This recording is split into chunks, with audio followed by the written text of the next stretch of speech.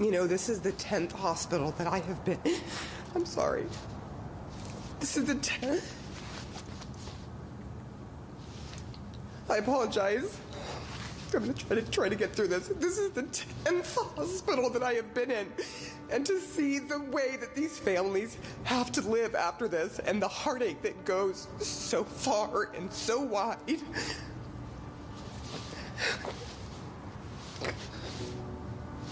It's really hard to take. In March of 2020, the coronavirus exploded around the globe, causing a worldwide pandemic. It has caused mass strife and fear among people and has affected every facet of our lives for the past year. The infamous virus is known to be particularly deadly to the elderly as it affects them the most. Kyle and I do community service at an elder care home, Tiffany Court Assisted Living, and was concerned on how the pandemic has affected the elder care home. The following interviews are to delve deeper on this issue.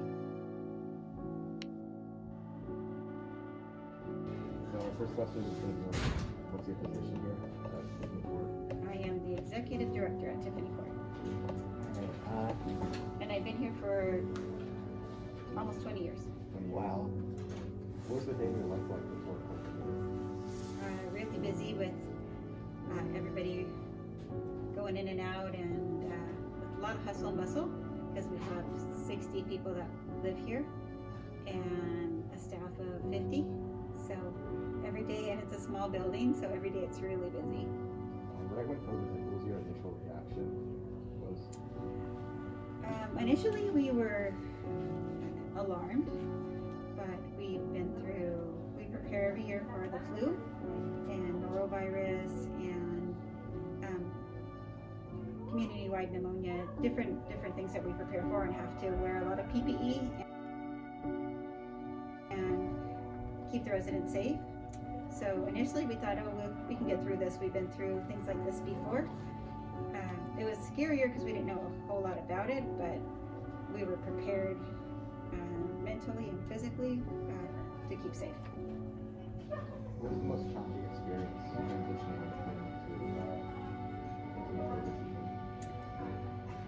I think when it became known that this was going to be going on for a long period of time, the transition was how to keep the residents mentally and physically engaged, because we didn't know how it was spread. We didn't know how to keep them safe, really, even with all of the PPE that we had and all of the infection control that we practiced. We weren't sure if it was going to be enough, so that was really alarming, and that it was so different from anything we've ever experienced before. What did the change in activities look like? So initially we tried to spread everybody out 6 feet apart, and you can see this is, I don't know how much you can see on the screen, this is our activity room, and so it's not so huge, and the living room is not that big, so we would spread people apart. You can see we have the little, don't sit next to anybody at this table, so we would put one person at each table, and then we realized we had to limit the number of people in the room, and then we just decided, for a while, they told us we couldn't have any activities. The licensing agency that runs these communities in California and the health department, it just wasn't safe at some point to have people gather. Just didn't have enough information. But so it went from trying to keep them safe by spreading them apart and everybody wearing a mask to shutting down for a while. And then little by little, they allowed us to have activities under really strict guidelines. And we've had that until probably early January, where we had our first COVID case in the building. Since it began, we had our very first resident that tested positive in January. So this is the first time we've been completely closed down again. How did you guys react to that? It was really scary. It was really scary because we had just received our first round of vaccinations 2 days prior to the first person testing positive, and the person had no symptoms, the resident.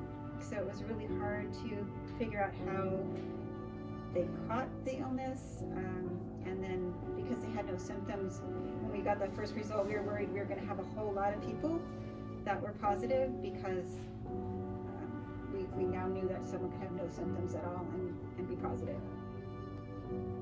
What did that vaccination process look like? It was really exciting. So we first had to get consent for everyone, and all of the residents were on board. They were very excited to have a chance to maybe have some freedom because they haven't been out of this building for the most part. I would say 80% of people have not been out of the building since this happened. Some people have had to go out to the hospital or to a doctor's appointment, but other than that, they haven't done any of their own shopping, any outings, any holidays with family. They've just been really stuck in here. So they were really agreeable. I only had one resident that refused to have the vaccination. And then the staff was a little bit hesitant because there's so many, again, mixed messages about the vaccine and how much we know about the vaccine and what the side effects would be. But eventually everyone came on board, mainly to support our residents so that they would be safe in here.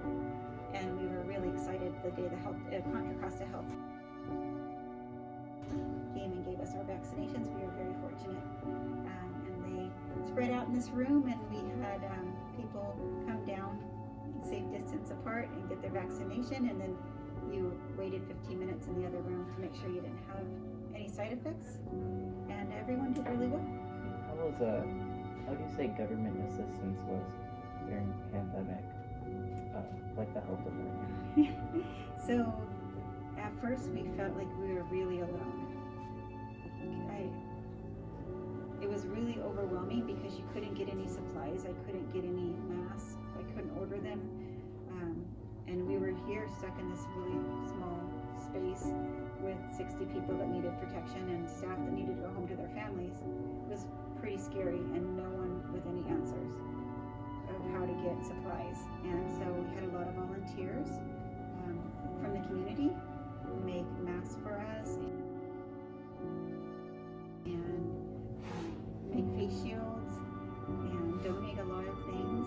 So that helped a lot. But initially we didn't get a whole lot of support besides limited information. I think for the vaccine rollout, we were really lucky that the health department came out here sooner than we could get it from CVS or Walgreens, the government appointed sources, to bring it to the assisted living centers. Are you optimistic about the future? Yes, you have to be. It can only get better from where we were, right? I think having the vaccine has really helped us a lot, and having more access to PPE, if we're in this for the long haul, has really helped. The information about how the disease is spread is helpful. You know, initially we were wiping down everything. We didn't want to come near anybody, and knowing that it's more airborne and that we can protect ourselves with the shields and the masks and wiping down surfaces and not having to be afraid when someone delivers something for you and not touching it for hours or leaving it out. You're leaving boxes outside to let them air out and spraying them with Lysol, and we're feeling more optimistic that things will get back to normal.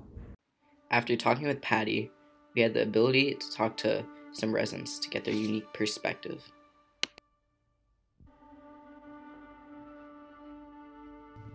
And then this little card says things that have changed in my daily life since the pandemic. So no meals in the dining room, I wrote. Very limited lunch selection. No social gathering in the living room or in activity room, excuse me. No visitors. And then it says here, October the 4th, the dining room was open for 10 residents at a time.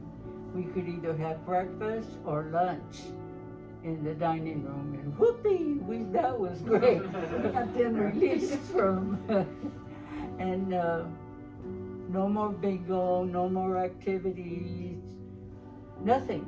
No We more just entertainers learned. coming in. True lockdown. That was. I had even directed my door as a jail with black tape all around the door. Oh no. And I put a big sign saying isolation. I was very upset. Oh yeah. Jail prisoners, and With then I stripes. put our room numbers or prison. And we were saying we should dress like that because we feel like we're in jail. And fortunately, I have hobbies like doing things like this. And I also love a little bit of politics, like Trump going out and all that.